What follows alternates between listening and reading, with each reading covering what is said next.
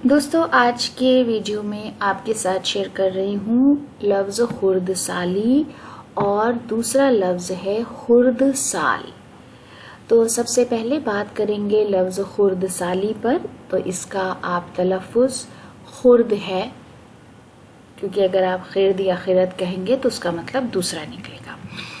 खैर, तो खुर्द साली का मतलब है बचपन, कम उम्री या कम सिनी, बाल्यावस्था, शैशव काल।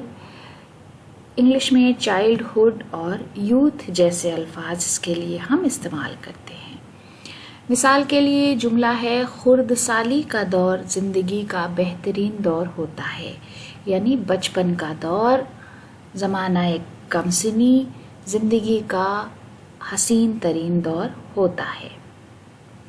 उसके बाद खुर्द साल।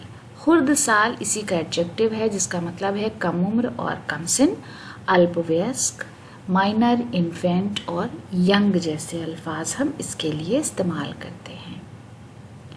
खुर्द साल बच्चे की बातें मासूमियत से पुर होती हैं, यानी जो छोटे बच्चे होते हैं उनकी बातों में बहुत मासूमियत होती है।